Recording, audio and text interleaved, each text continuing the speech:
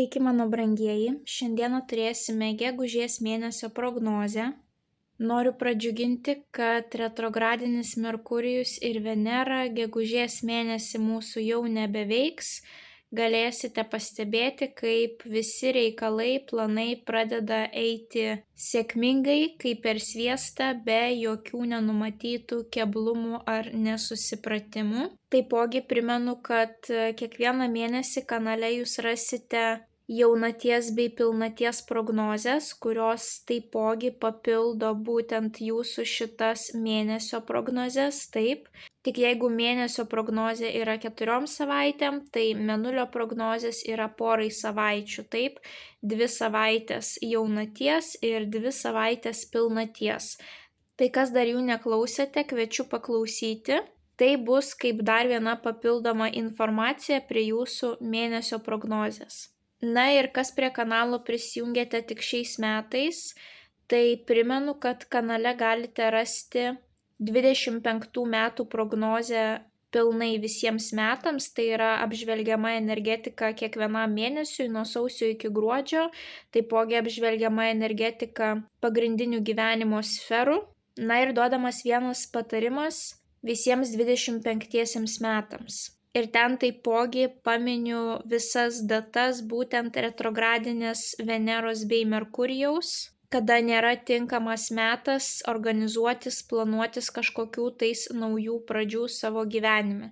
Tai vat, kas norite sužinoti apie visas tas datas anksčiau, tai visas tas datas rasite būtent 25 metų metinėse jūsų zodiako ženklų prognozėse. Na ir kaip visada primenu, kad tiek šias, tiek mėnulio prognozes reikia žiūrėti pagal savo 3 pozicijas, tai yra Saulės ženklą, mėnulio ženklą bei ascendentą. Daugiau informacijos apie tai, kaip pasiskaičiuoti savo šias pozicijas, rasite žemiau aprašyme po šiuo vaizdo įrašu. Na ir kaip visada, mano dėkingumas keliauja jums. Labai smagu matyti, kad kanalas auga, labai smagu matyti, kaip aktyviai jūs komentuojate, dalinate savo istorijomis, kaip jums kortos įsipildė ir taipogi matau didžiulį dalinimąsi su kitais žmonėmis. Aš visada matau statistiką, kiek žmonių pasidalino mano prognozėmis. Tai labai smagu matyti, kad ne tik patys žiūrite, bet ir pasirūpinate savo artimaisiais mylimaisiais, kad jie taipogi sužinotų jiems svarbią informaciją. Na, o naujus kanalo stebėtojus kviečiu prisijungti prie šios šiltos ir motyvuotos bendruomenės, tapti jos dalimi, paspaudus prenumeruoti mygtuką. Na, o dabar keliaukime į jūsų tarologinę prognozę. Avinai, pagrindinis įvykis avinams gegužės 1 savaitę.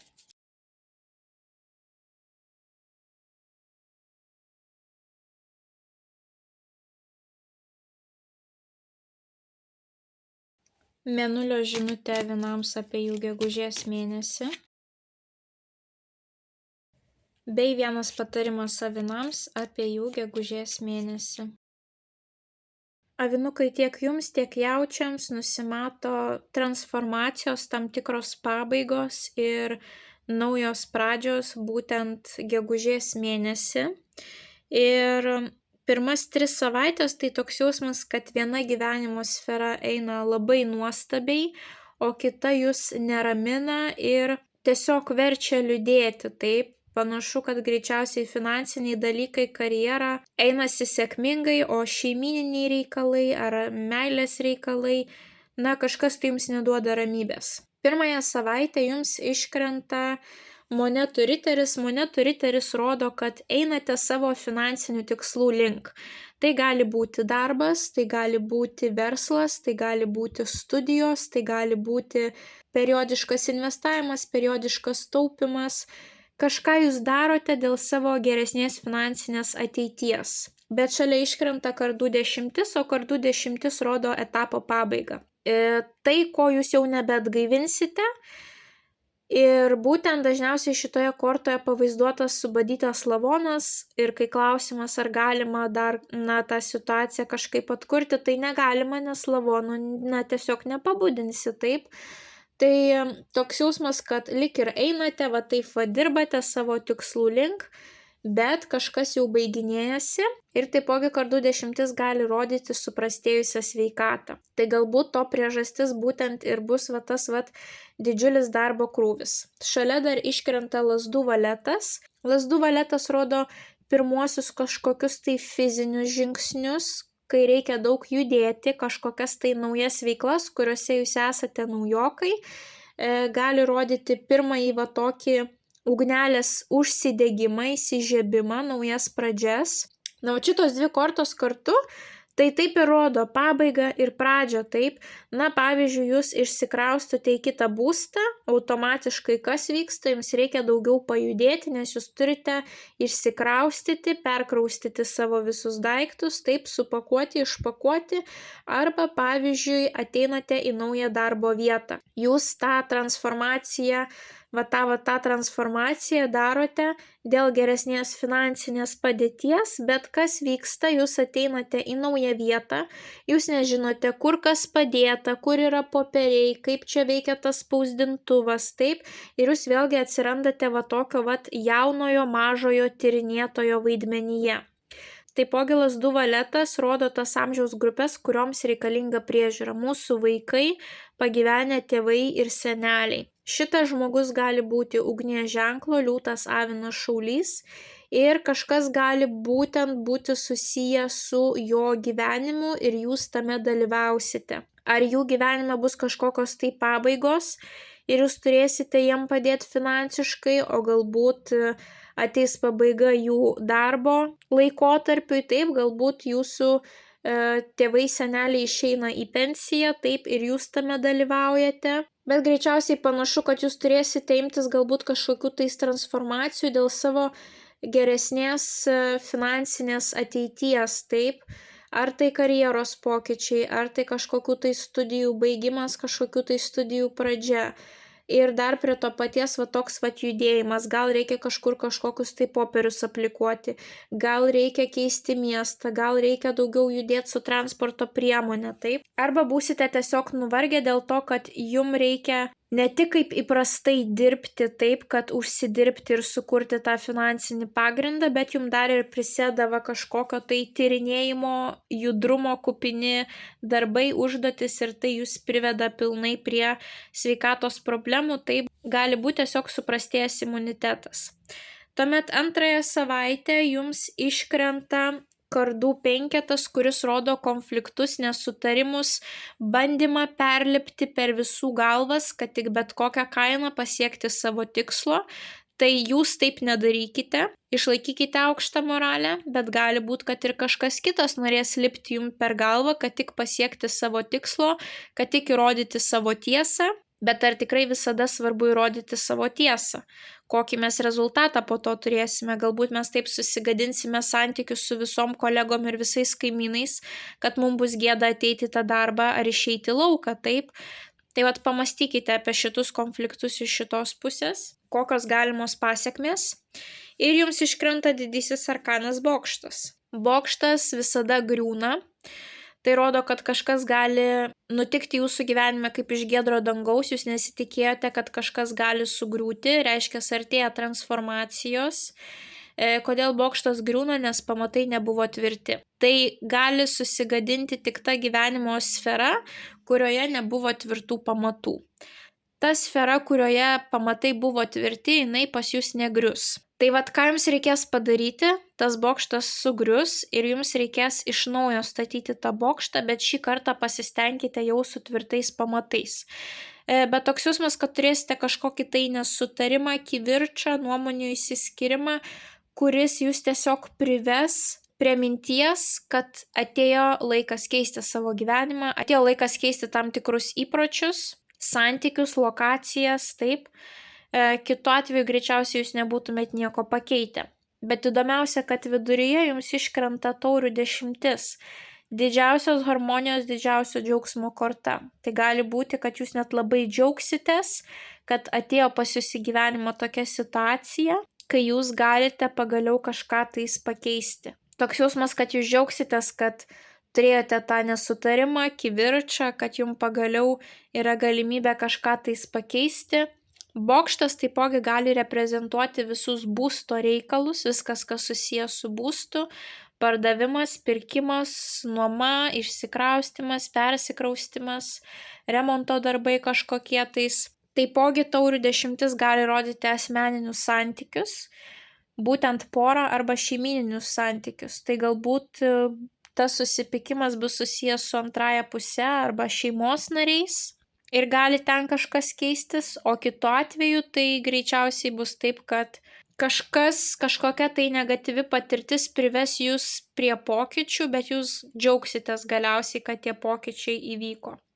Trečią savaitę pas jūs kartojasi pirmosios savaitės energetika. Mes turime monetų 8, savo srities profesionalo kortą, žmogus dirba, žmogus non-stop domisi savo veikla, kadangi jam jinai yra labai įdomi, jam yra jinai širdžiai miela, jisai gauna komplimentus už puikią kokybę, puikiai atliktą darbą, jam nereikia savęs reklamuoti, žmonės rekomenduoja vieni kitiems šitą specialistą ir tokiu būdu pas jūs ateina klientai. Tai gali būti ir kruopštaus darbo korta, bet tas darbas bus jums labai malonus. Sakykime, šitų 2 kortų energetika. Tai fokusas į darbą, fokusas į finansus. Tuomet čia mes turime taurių 4. Atkeliauja taurė, kažkoksai tai pasiūlymas, o šitas vyrukas nusisukęs, kojas sukryžiavęs, akis užmerkęs, nenori nei matyti, nei girdėti jokio pasiūlymo, galbūt yra įsižeidęs, galbūt yra kažkokioje tai depresinėje nuotaikoje, užplūdusi apatija, panašiai kaip mes turėjome ir čia taip, kažkoksai tai liūdesys, nuovargis, negatyvios mintis vis lenda į galvą, taip. Tai gali būti elementarus pervargimas, nors centre jums iškrenta didysis arkanas Saulė, tai yra pati pozityviausia korta, finansiniam reikalam korta puiki, karjerai puiki, populiarumui puiki, grožiui vidiniam išoriniam puiki, gerai nuotaikai puiki, bet kažkas tai jūs neramina. Toks jausmas, kad darbo reikalai eina gerai, bet galbūt kažko jūs pasilgote, galbūt jums dar neapsiprantate, pavyzdžiui, su ta kažkokia tais gyvenimo transformacija, kad kažkas pasikeitė, taip, bet šita korta sako, kad nebūkite ilgą laiką aukos vaidmenyje, nes po to jūs galite pražiopsoti labai gerą šansą, kuris pas jūs ateina. Bet jeigu jaučiate, kad jūs pervargote, tai būtinai pailsėkite, Saulė gali rodyti, kad galbūt jūs turėsite galimybę kažkur tais pabūti saulytėje, pasišildyti, pasikrauti vitamino D, nes panašu, kad vis tiek jūs kažkas neramins. Bet paskutinėje savaitę viskas jau einasi kaip per sviestą, jums iškrenta lazdų 4, būsto korta, šeimyninių švenčių korta, susitikimų su šeima ir 2 žmonių sukurto fundamento korta.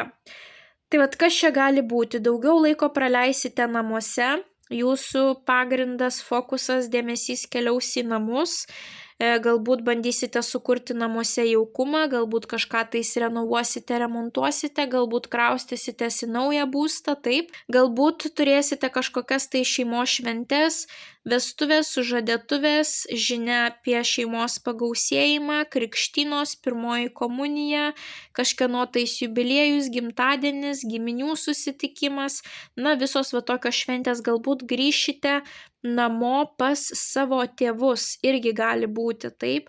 Ir šalia iškrenta monetų 3, grupinio darbo korta, toks jausmas, kad turėsite pagalbą, paramą kažkokią. Ir šitie 3 žmonės bando sukurti finansinį stabilumą, bando sukurti kažkokį tai stabilumą savo gyvenime. Tai po 3 eina pas mus 4 ir šitas 4 jau rodo, kad yra tas rezultatas, yra kažkoks apčiuopiamas realus rezultatas, kažką jūs jau sukūrėte. Tai panašu, kad paskutinėje savaitėje jums į pagalbą ateis ar šeimos nariai, ar draugai, ar kolegos, taip, turėsite tikrai paramą ir pagalbą. Ir šalia dar iškrenta lazdų riteris, rodo, kad įsibėgėja kažkokios tai aktyvios veiklos, atsiranda didesnis kiekis motyvacijos, užsidegimas, galbūt jūsų sveikata pagerės, taip, jūs turėsite daugiau energijos, jums norėsis daugiau judėti, sportuoti, keliauti iš taško A į tašką B. Šita korta gali rodyti didžiulį aktyvumą, užimtumą būtent fizinį, arba gali rodyti keliones. Ir mes čia turime būtent tą būstą, šeimą. Tai vat gali būti, kad keliausite pas savo šeimą ar keliausite su šeima kažkur, tai viską darysite kartu. Ir visi reikalai pagaliau pradeda eiti kaip per sviestą, nebelieka nei vienos niūrios nuotaikos kortos. Šita korta yra ir pameistrystės, kai žmogus bando iš kitų kažką išmokti, kas padėtų jo karjerai ateityje. Tai galbūt yra naujas darbas ir jums ten kažką rodo, kaip ką daryti, jūs bandote mokytis, perimti tas žinias.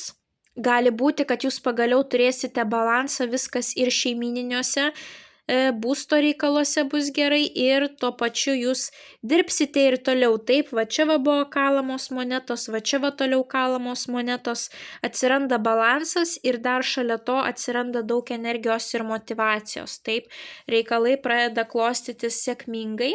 Na ir jūsų mėnulio žinutė gegužės mėnesiui. Kai galvoji, kad siekti savo tikslų sunku, visata parodo, kaip gali būti sunku. Kai tiki, kad lengva, visata parodo, kaip gali būti lengva.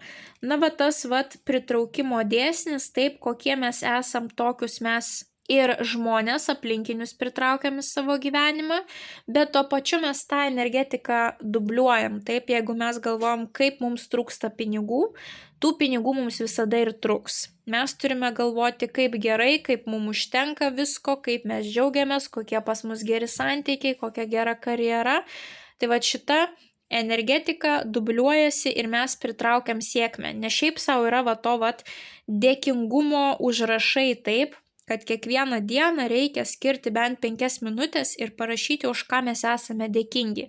Tokiu būdu mes pakeičiame savo požiūrį į pozityvų ir va šitos pozityvios mintis jum automatiškai pritrauks dar daugiau pozityvo į jūsų gyvenimą. Tai kad ir kokie čia pokyčiai, kad ir kokios pabaigos, žiūrėkite, programuokite save pozityvui, kad naujos pradžios smagu, reiškia, aš turėsiu naujas pamokas, aš tapsiu išmintingesnė, aš galbūt susikursiu pagaliau savo fundamentą kažkokį, stabilumą, tuomet aš galėsiu daryti tai, kas man patinka ten ir ten ir tą.